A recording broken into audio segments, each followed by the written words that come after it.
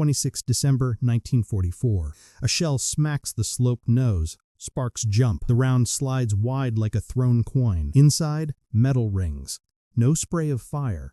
The driver hunches low, hands firm on the levers, eyes on a ribbon of white road. Another flash ahead, sharper, faster. The gunner calls it breath tight. The loader touches brass, steady, waiting for a command. The commander scans through a slit that glows with snowlight and soot. He hears the hit more than feels it. A flat clang that rattles teeth and helmet straps. The tank keeps moving, slow and stubborn, like a bull with its head down. This is an M4 A3E2, a jumbo, a Sherman with a heavy brow and a thicker hide. It looks squat because steel has been stacked where shots land first. A crazy idea, born in fear and need, turned into inches of armor in a sprint. Not someday, not after a new model, built and bolted in roughly 90 days, then shipped to lead the way where the road is most dangerous. Crews know the talk. Shermans ignite, Shermans brew, Shermans die. They have seen black hulks in hedgerows and by barns.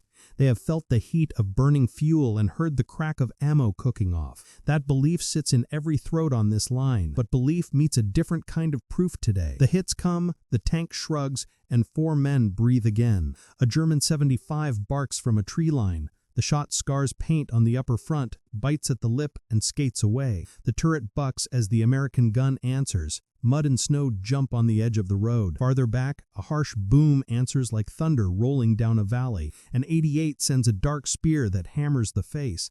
The crew goes silent. The jumbo shudders, growls, and holds. This is not magic. Speed is down. The weight loads every bolt and road wheel. The engine works harder. Bridges groan when this tank rolls on. But the trade is simple and human. Seconds bought at the point of contact, seconds to steer offline, seconds to see the gun and kill it, seconds to let the rest of the column snake through while the shield takes the first storm. Snow cakes the antenna and clings to the periscope glass. Infantry crouch behind the hull, one hand on the fender, the other on a cold rifle. They trust the thick face in front of them because it takes the beating and talks back. You can feel that trust in the way boots close the gap, in the way voices ride the rear deck, in the way a column moves again when fear had stopped it cold. Steel over fire, doubt overruled by design. The myth does not vanish, but it now has an answer you can touch. What kind of thinking makes that answer so fast? And how do inches of steel flip the odds against German 75s and 88s? It begins as a stopgap, not a miracle. Yet under snow and fire it becomes a door opener. Who gambled on thicker plate, and how did workshops and factories turn drawings into survival before the ice set? Follow the trail from a crazy idea to the armor that turned a target into a battering ram. They come fast, we come steady. From 1940 to 1944, speed makes a legend. Normandy will test it against steel. In the early war, columns crack open like dry wood. German armor, radios, and rehearsed crews move in one hard wave. Towns fall before defenders can lay a proper line. Engines roar, tracks bite, and the idea takes root. Strike first, strike together, and the enemy breaks. Many believe speed is the only shield a tank needs. 4 years later, the Channel is behind. France is ahead, and the ground is a maze. Normandy is close country, thick hedgerows and sunken lanes, stone farm walls and tight village streets. Visibility is short. Every corner is a blind corner. A standard M4, tall and quick on open ground, must nose into the unknown and hope the next field does not spit fire. The threat waits, set into earth and ruin. Pack 40 anti-tank guns hide behind barn doors and in orchard shadows. Panthers stalk from the tree line, long guns already laid. At range, those shots punch through an M4 front and out the back. Tankers learn the sound, a heavy crack, then a hollow thud, then a bloom of smoke that smells like hot paint and cordite. One hit at the point stops a whole column. The Allied way is different, not a dash but a grind. Map by map, field by field, pressure builds. Artillery cuts hedges to dust. Engineers carve lanes under fire. Infantry ride the decks, then drop and clear the flanks. Air support comes when clouds lift. It works, but it costs, and the cost is highest for the tank that shows its nose first. Speed, once a promise, now exposes a flank. A fast tank that cannot take the first hit will not hold the lane. A small crafty gun in a doorway can do more than a racing column can undo. Crews feel this in their bones. They keep the engine warm, but they want a face that does not fold up when a long round lands square. By summer 1944, the pattern is plain. The first two vehicles to turn the corner often catch fire or stall. The rest pile up, reverse, or sit, engines idling and nerves shaking, while the gunners hunt the muzzle flash. Supply waits, medics wait. The battle clock keeps ticking, and every minute burned at a choke point is a gift to the defense. Commanders read the reports. Ordnance officers walk the wrecks, run their hands over holes that look neat from the outside and torn on the inside. The lesson is simple and cruel. Speed alone cannot buy the time a column needs to live. You need a tank that can lead under fire, absorb the opening volley, and still push. That need focuses minds. Do you wait for a new design, bigger and better on paper, months away on docks and rails? Or do you harden what you already have and accept the weight, the slower sprint, the strain on bridges? The answer will ask factories to move fast and crews to trust steel more than hope. Sometime between legend and need, someone is about to gamble on armor. Because the goal is not a duel. It is to open a lane for guns, fuel, and food, day after day, without pause. A tank that lives up front keeps that promise. Without it, speed turns to smoke and the grind stalls in front of one stone corner. On paper, salvation has a model number. In the mud, tomorrow is too late. Staff officers point to the T-26 heavy tank, the Pershing, as the clean answer to Panthers and long guns. Bigger armor, bigger punch, new balance. Wait a little longer, they say, and the perfect tool will turn the tide at the point. Reality bites through that promise. Ships must load and queue at crowded docks. Storms slow harbors and rails. Once ashore, the new tank needs its own spares, manuals, and crews trained on a different system. Bridges care too. Weight ratings stare from whiteboards, and a heavy nose turns a crossing into a gamble. Weeks stretch into months, and months cost lives. So platoons turn to what they can control. They stack sandbags on the glacis and fenders and lace them with wire. They weld spare track links across the hull front. Some pour concrete into boxes, rough and gray, then paint them to match. Logs ride the sides. Rails bolt over the driver hood. Every added pound feels like hope made solid. It is more than metal. It is a way to push fear back. A driver sees a wall of burlap out front and believes he has a fighting chance. A loader pats a lump of concrete like a talisman. The commander says, "We are thicker today than we were yesterday." The tank looks meaner. It feels safer. The crew climbs in with steadier hands. Then the tank moves, and physics joins the argument. Extra weight drags on bogies. The nose dips into ruts and bites the earth. Acceleration falls off. Steering takes muscle. In tight lanes, bags tear and slump, covering periscopes and hatches. Welded track links grab hedges and door frames. The fix that promises more life starts to steal seconds when seconds are rare. Tests in combat throw harder truths. High-velocity shot doesn't care about loose mass. It strikes, focuses, and keeps going. Sandbags burst. The core still punches the hull. Track lengths, unless spaced and angled with intent, behave like thin plate and shed fragments that whip inside as spall. Shaped charged jets are worse. If the sack sits tight, the jet still bites through. If spacing is wrong, the blast couples even better to the armor. Frontline stories match the pit tests. A hit slams the sandbag wall, blooms white, and the crew cheers for a half a second, until smoke pours from a seam and the driver coughs in the dark. Another crew rounds a corner, hopes their welded tracks will kick a shot aside, and learns hope is not a design. Meanwhile, maintenance teams work late to replace broken springs and bent fenders that were fine before the add-ons. Some officers ban the heaviest add-ons. Others allow them because they steady nerves. A few try smarter spacing with light sheets,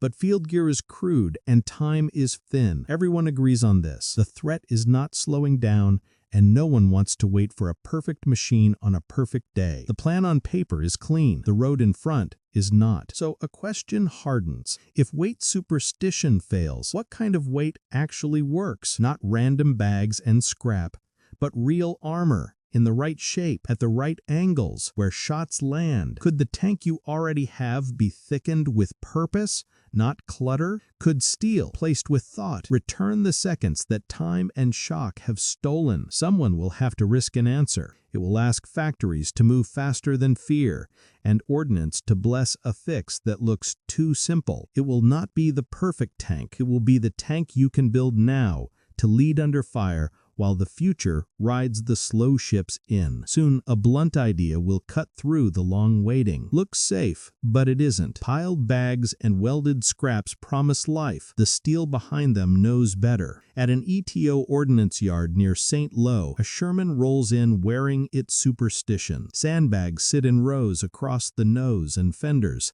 tight as stacked loaves. Spare track links are welded along the upper front. The hull squats lower than it should. Springs creak. A chalk line marks where a test head will kiss the plate. Men clear back. A shaped charge goes off with a white blink and a hard slap of air. The sand jumps, splits, and roars away. More important is what you cannot see in the blast. A narrow jet of metal that drives straight, bites steel, and keeps going. When the smoke thins, the bags are gone, and there is a hot, neat hole. Inside the hole, the mark is ugly. Spall freckles the paint. The shot cone chews the firewall and leaves sharp glitter on the floor plates. An inspector drags a magnet and gathers iron like filings on a stick. He writes numbers in a notebook and shakes his head. The bags broke the view, not the physics. They try another run with standoff space, with boards and wire. It helps a little, then fails in the same way. The jet does not care about hope or routine. It wants shape, angle, and distance measured in inches, not guesses. Armor is a craft. Superstition is not. Then the tank moves, and its protest speaks in groans. The nose dives as it hits ruts. Bogey arms rack. Road wheels chatter. The driver fights the levers to swing around a pile of crates. In tight turn, a bag slumps over a periscope and blinds him. The engine strains, hot and loud, to drag the extra mass across the yard. Field evidence matches the yard. After-action reports from tank battalions repeat the line.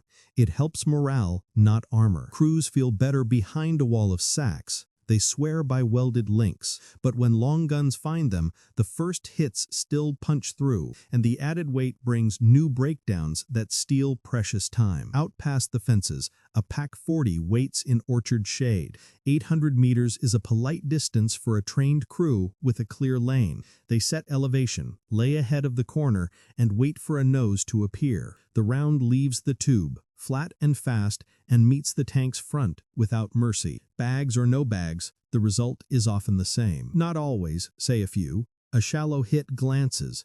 A stray shot spends itself in dirt. Survivors remember the one that bounced. Memory is human.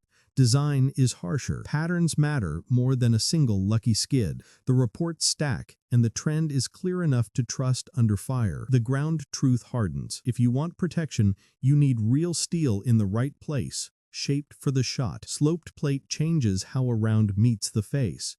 Thicker mantlets guard the gunner's eye. Spaced armor needs measured gaps to make a jet lose heart. Every fix is about control, not clutter. Word flows back through ordnance channels. Depot chiefs send photos and test notes. Mechanics ask for stronger springs and better brackets if more weight is coming. Platoon leaders ask for one tank that can take the first hit. Everyone knows the Pershing is on paper and on ships, not here. Placebo or proof. Comfort today or hard protection tomorrow. The yard at Saint-Lô has given its answer. You can't hang hope on a hull and call it armor. Build it into the face. Now someone must cut plate, and fast. Wait for perfect or weld now. In spring 1944, that choice lands on steel desks and factory floors. An urgent request from the ETO cuts through routine. They need an assault tank to lead breaches and live through the first hits. Not a study on clean paper. Not a new family trained from scratch. A tank that can take a punch today and keep moving long enough for the column to pass. The word lead carries weight.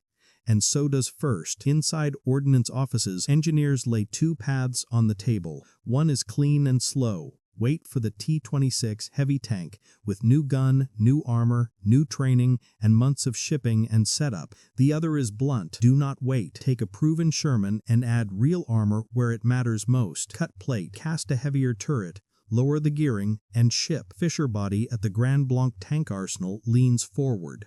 The plant knows Shermans, knows pace, and has the fixtures to move metal now. A retrofit means using lines that already run. It is factory audacity against doctrine patience, and it plays out in chalk marks on hulls, in meetings that smell like oil, and in a decision to trade speed for staying power. In the bay, cranes swing thick slabs that look like doors to a vault. Fitters mark the bow with soapstone, tracing slope and seam. Welders check preheat, then puddle bead into bead until the joint meets spec. Sparks skate across the floor like orange rain. A heavier, rounded turret swells at the brow where shots tend to land. The tank's face grows a frown of steel. Changing the face means changing the feel. Extra armor adds mass, so the final drives get lower ratios to claw forward under load. The suspension takes a hard look.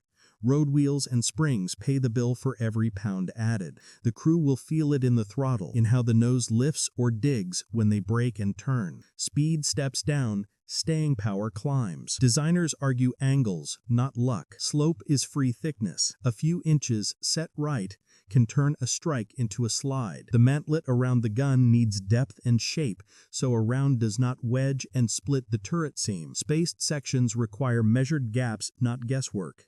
This is not more weight as a charm, it is armor with purpose, drawn in views and sections. There are hands raised for no. Bridges have finite ratings. Rail cars have limits. A heavier take means fewer on a train and more strain on roads scuffed by war and weather. A bigger nose can hide the driver's view in dips. Mechanics ask where they will reach when something breaks.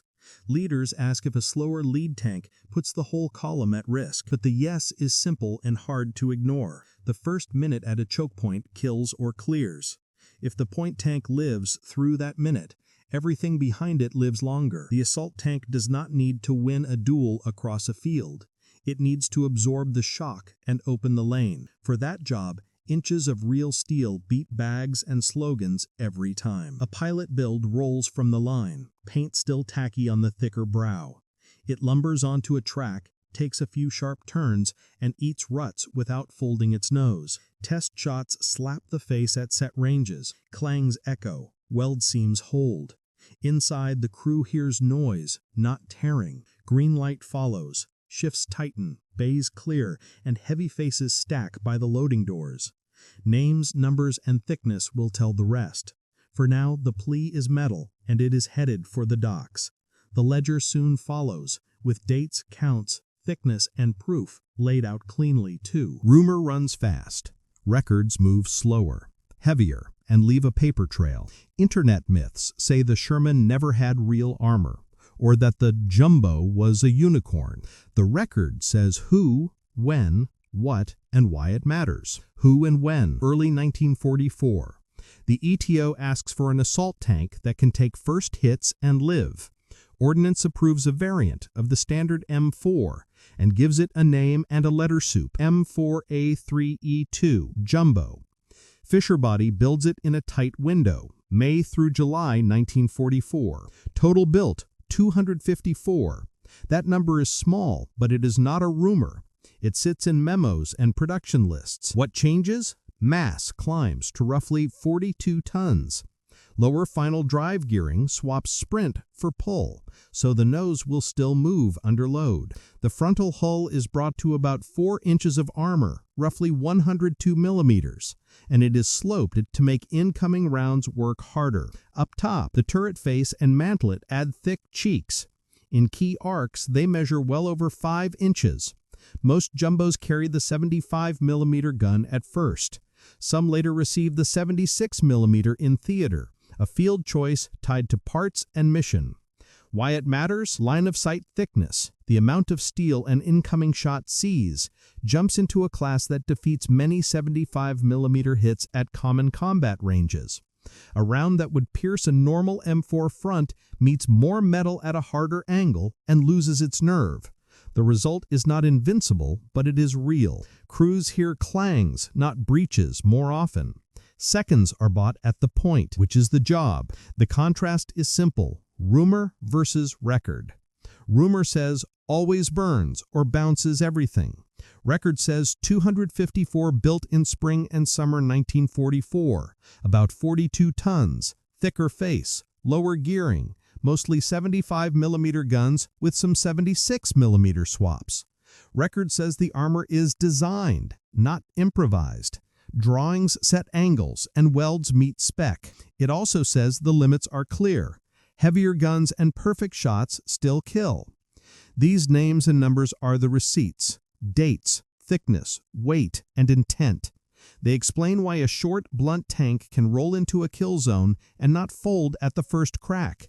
The next measure is not on a blueprint, but on a winter road, under layered fire, when an opening volley must be taken and returned. Documents and engineering drawings fix the dimensions. Depot records confirm the swaps. Test notes explain both gains and limits. No fairy tales here, just thickness, slope, and gearing choices, made in months, not years. With that in hand, we step from paper to snow and watch how those inches by seconds when a column meets the first volley in a sudden, cold counterstroke. Ambush waits in the trees.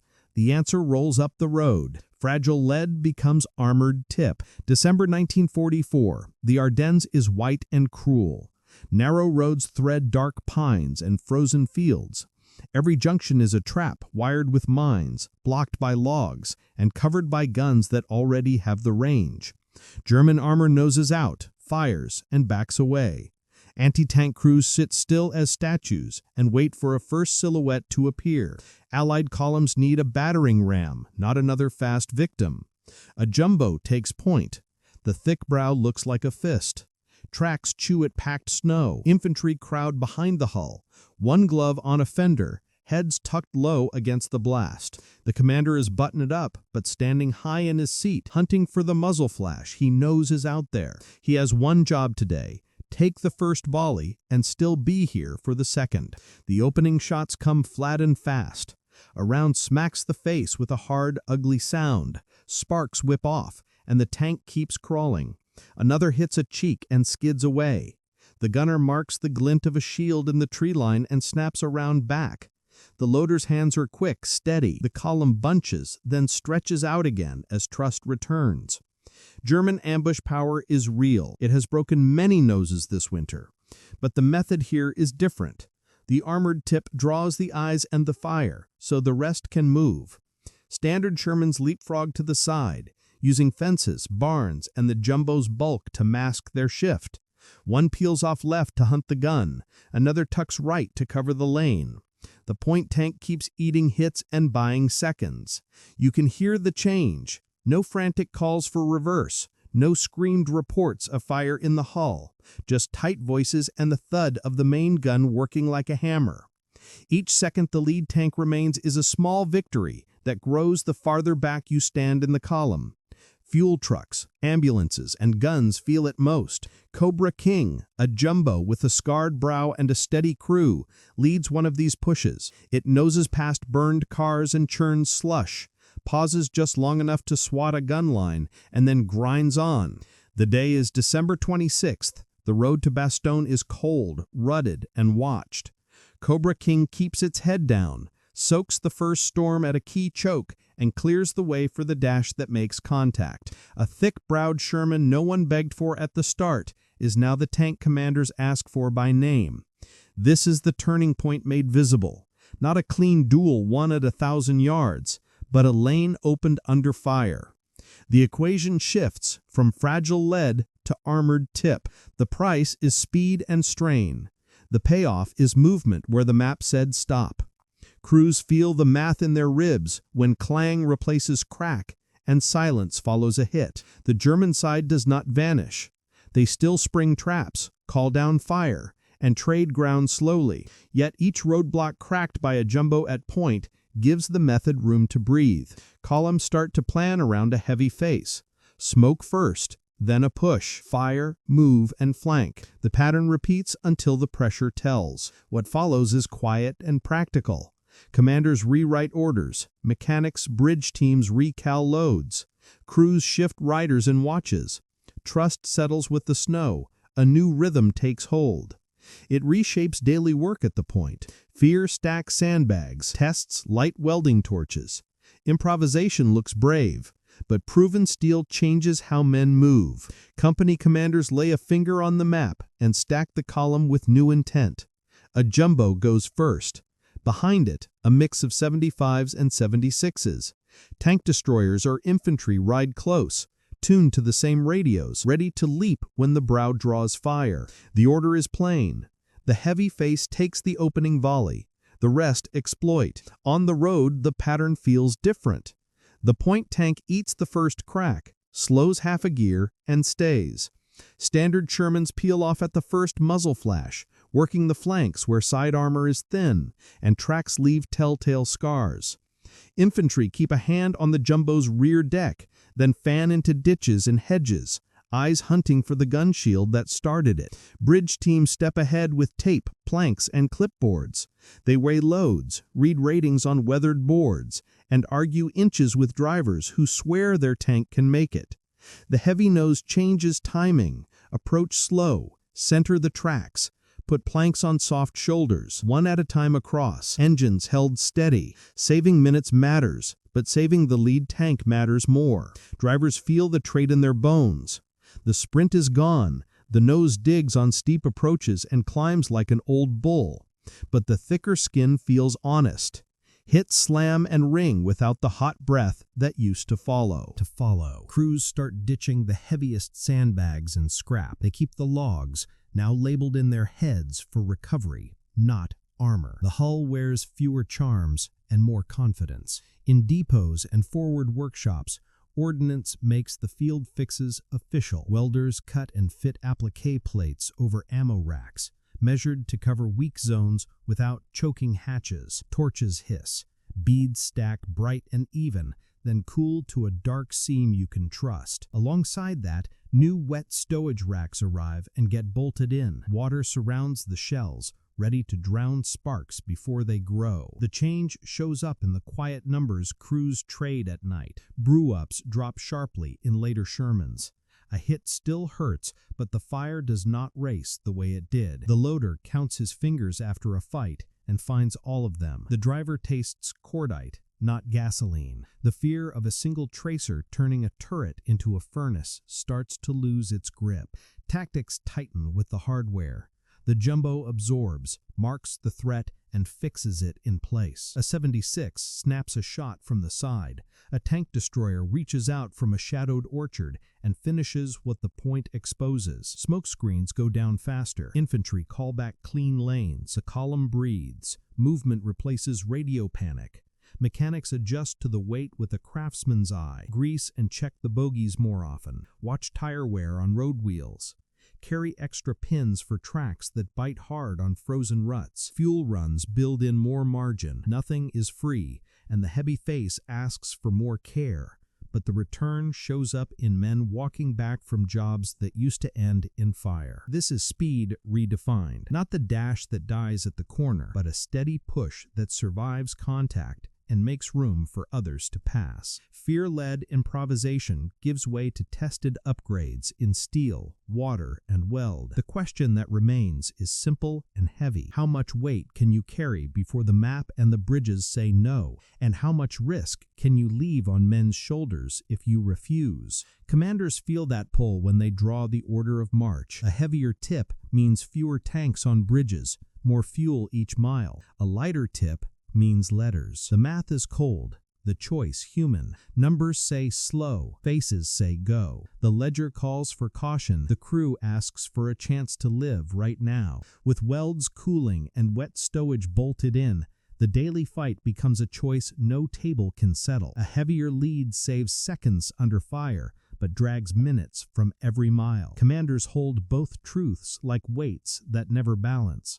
At a river, a sign reads Class 40. Frost rims the beams. The heavy nose makes that number feel personal. Engineers argue one at a time, center the tracks, keep the revs even. The jumbo steps out like a workhorse. Wood groans, bolts creak, and everyone holds breath as steel crawls over cold water. Fuel is its own front. A heavier tank drinks more, and winter stretches the gap to resupply. The supply officer does math with a pencil stub, adding miles and gallons, subtracting for idling at roadblocks. Each drum is a promise to keep the point moving. Each delay spreads risk down the column, thin as ice. Lieutenants argue in low voices by a jeep hood. Put the jumbo first, and you risk the bridge, the road, the schedule. Hold it back, and you risk men. One path may break timber, the other breaks families. They stare at the river, then at the village beyond, and choose how to spend the next hour. Veterans carry the sound of it. They remember rounds slapping safe steel and falling away with a hiss. They remember the long quiet after a hit, when nothing inside is burning. They also remember friends trapped in lighter hulls, fists on jammed hatches, smoke turning from gray to black. Some smells do not wash off. Some choices do not either. Doctrine wants neat timings. War gives mud and a sign that says 40 when you need 50. The officer writes an order that bends the book. Pair the heavy tip with more scouts. Shorten the bound. Use smoke. Not elegant, but a moral compromise in grease pencil. Inside the armored tip, the trade is clear. The gunner keeps his hands when a hit splashes the mantlet. The loader counts all 10 when a flash fades and leaves only ringing ears. The driver gets home with his eyebrows not scorched to the skin. The commander feels the tank flinch under fire and thanks the plate he cannot see. The cost is not hidden. A slower march means the rear shivers longer in the tree line. A heavier axle cracks roads scarred by frost. Mechanics work by lantern light to keep the extra weight from snapping small parts. Bridges take a beating that must be paid back later with lumber and sweat. There are never enough heavy faces for every road. Companies barter and borrow. A call sends one thick brow to lead a neighbor's push, leaving envy and relief. Stories grow. Some swear the big brow shrugs off anything. Others mutter weight is a crutch and speed wins. Myth wrestles with math at every fire-lit briefing. In the end, a signature fixes the choice. Risk the bridge or risk the men. No table gives a clean answer. Proof comes in the clang of a deflected shot or in the letter no one wants to write. How much does armor change the odds? And how far can a few heavy noses reach down a front full of traps? Legend tells it clean. The ledger tells it complicated. One heroic tank makes a story. An army's system wins the road. Start with scale. There are 254 jumbos total. They do not replace every Sherman, and many crews never see one. A battalion may get a few. Neighbors get none. The heavy brow leads where the need is sharpest, then moves on. That scarcity explains both the fame and the frustration that show up in letters and reports. Now the myths. Shermans always catch fire. Jumbos bounce 88s at any range. Both lines mix memoir, morale, and physics. Early tanks did burn more often, and fear kept that memory hot. But wet stowage and better training changed the pattern. Fires drop, crews get out, and the smell of gasoline stops ruling the mind. On the flip side, no tank is magic. A jumbo's thicker face and smart slope can shrug many 75mm hits at common ranges, but heavier German guns still kill. The 88 does not care about slogans. Ammunition, angle, and distance decide the day. Thickness buys time. It does not make a man bulletproof. Disputes live in the details. How many jumbos were re-gunned to 76mm in theater? Some files list a handful. Some veterans remember more than a few. Field shops had different parts and priorities, and paperwork lagged. The result is a blur you can't clear without overclaiming. Proper caution says, note the range, not a magic number. Even famous tanks raise questions. Take Cobra King. Photos show a scarred brow. Tales add tall hit counts. Was it 5? More? Fewer? The surface tells one story. The armor log may tell another. Paint scuffs look like strikes. Shallow glances look like kills. After a fight, cameras arrive, stories grow, and certainty thins. This is why we balance voices. Memoirs carry heat and detail you can smell. Depot tests carry measurements, angles, and steel cutaways. Unit diaries track dates and losses, but they miss what fear did to a hand at the lever. Each source has blind spots. Putting them together gives a truer line. even if it still wobbles. Scale also pushes back on tidy myths. A few dozen heavy brow tanks in a corps can change key moments, but they do not rewrite every skirmish. Most fights still involve standard Shermans, infantry, engineers, and guns working as a team. When the system is tight, losses drop. When the system frays, even a thick brow can die in a bad lane. So we hold two truths at once. The jumbo is proof that inches of well-placed steel can buy life at the point. It is also proof that a single model cannot carry a war. Bridges, fuel, weather, training, and nerves matter. Doctrine makes room for a heavy tip, but it still depends on scouts and smoke to make the tip count. Legend has its place. It keeps courage warm. The ledger has its duty. It keeps us honest about limits and costs. Between them sits the human ledger we have been tracking. Weight, lives, and orders signed in pencil under a dim hood light. If we choose story alone, we risk repeating old mistakes. If we choose numbers alone, we forget why the math matters. What does this add up to? A simple lesson: measure over myth. Pragmatism over purity under fire. Purity wants a flawless machine. Pragmatism wants a working shield. A fancy prototype promises tomorrow. A field-ready upgrade saves lives today. The jumbo proves the principle in cold weather and hot fire. When the perfect answer is late, a smart, good enough change can carry the first minute and change the day. It does not chase elegance. It focuses on where shots land, how they strike, and what seconds mean to the men behind the nose. Armor matters most when it is shaped with intent. Thickness alone is lazy. Thickness with slope and spacing turns energy aside. The heavy brow and deeper mantlet show the rule. Stack steel where the enemy aims, tie it into what you already know works, and accept the costs you can count. You do not hang weight at random. You put it where it will buy the most time. On the ground, the effect is simple and human. A reliable battering ram makes a lane that others use. The jumbo draws opening fire, survives, and marks the threat. Standard Shermans and tank destroyers work the flanks. Infantry sweep the ditches, and the column breathes again. The goal is not a duel between trophies. The goal is fuel, food, and stretchers making it through. That is why the story belongs to a system, not a single hull. Bridges, rails, fuel, spare parts, and training hold the line as much as armor plate. A heavier tip slows the march, heats the engine, and makes bridge teams sweat. Yet the ledger often comes out the same way. Spend weight so you do not spend people. Doctrine shifts to fit the math. Modern eyes can use this, far from the Ardennes. Iterate under fire. Test the mod with clear measures, then scale only what works. Feed lessons from crews to welders to engineers and back again. Favor upgrades that bolt onto known frames, so supply and training keep pace. Keep the loop short and honest. Find the failure, fix it in days, and measure the change. There is an ethical seam here, too.